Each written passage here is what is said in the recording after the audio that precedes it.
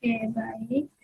Di sini saya ada jurnal dari Philosophical Translation B yang berjudul Ribosomes from Concept the Origin to Functional Medical Mobility in Cell Therapy.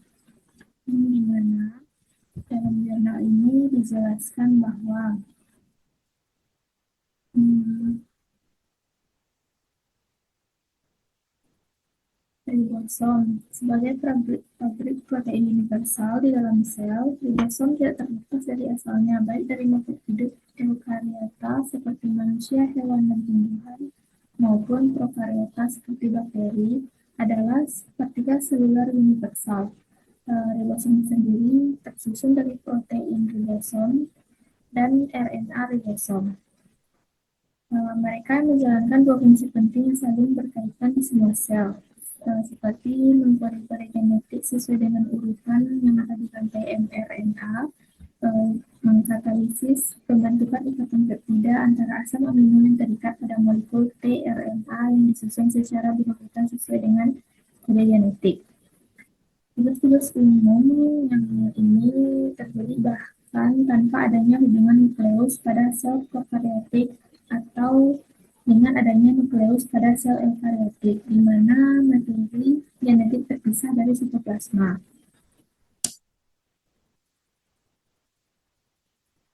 Variasi dalam mekanisme standar penerjemahan mRNA ini sebagian besar muncul sebagai respon terhadap kondisi abnormal, kebutuhan seluler tambahan, atau tantangan lain yang berkaitan dengan menjaga fungsi dengan benar. Dari perspektif evolusi struktural, ribosom dapat digambarkan sebagai partikel dengan asal dan fungsi utama yang sama, yang kemudian bercabang menjadi entitas dengan komposisi yang sedikit bervariasi atau partikel yang dimodifikasi dengan kapasitas operasional yang diperkaya atau dikurangi dibandingkan bentuk leluhurnya. Perkembangan ini juga mencakup tantangan medis seperti ribosom manusia yang terlibat dalam penyakit genetik yang dikenal sebagai ribosomopati, yaitu kumpulan kelainan di mana sindrom klinis dihasilkan dari kelainan genetik yang menyebabkan terganggunya pembentukan ribosom dan atau berkurangnya jumlah ribosom fungsional.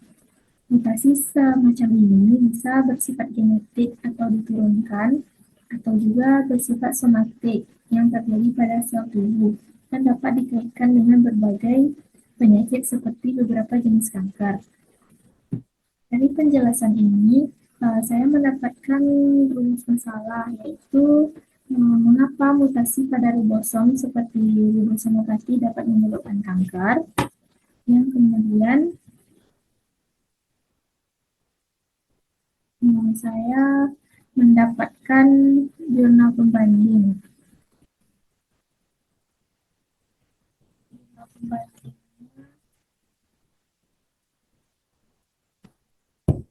Berjudul Hallmark of Ribosomopathies, yang dimana pada abstrak dijelaskan bahwa ribosomopati adalah penyakit yang muncul karena ada kerusakan pada bagian ribosom atau pada faktor yang berperan dalam perakitan ribosom.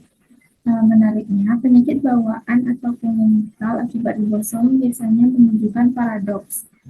Seperti pada awalnya penderita mengalami gejala karena sel-selnya sulit berkembang biak, itu biasa disebut dengan hipoproliferasi. Tetapi seiring bertambahnya usia, justru muncul risiko kanker yang tinggi. Di sini juga dijelaskan bahwa hubungan lain antara kerusakan ribosom dengan kanker baru saja ditemukan belakangan ini, yaitu ketika para peneliti melihat adanya mutasi somatik atau mutasi yang muncul setelah lahir pada protein ribosom serta perubahan jumlah salinan gen rDNA pada berbagai jenis tumor. Fenomena ini disebut sebagai ribosomopati somatik. Meskipun hubungan antara kerusakan ribosom dengan kanker sudah jelas terlihat, cara tepat bagaimana kerusakan mesin penting sel ini memicu kanker baru mulai dipahami. Dalam ulasan ini dibahas dampak kerusakan ribosom terhadap fungsi sel dan mekanisme bagaimana hal itu dapat memicu kanker. Beberapa ciri-ciri ribosomopati yang mulai dikenal antara lain seperti munculnya onkoribosom, yaitu ribosom yang khusus menerjemahkan protein-protein pemicu kanker. Juga dapat terjadi gangguan fungsi ribosomal protein di luar perannya dalam translasi atau fungsi ekstraribosomal. Juga perubahan besar dalam metabolisme energi protein di sel, serta stres oksidatif yang parah sehingga menimbulkan kerusakan DNA.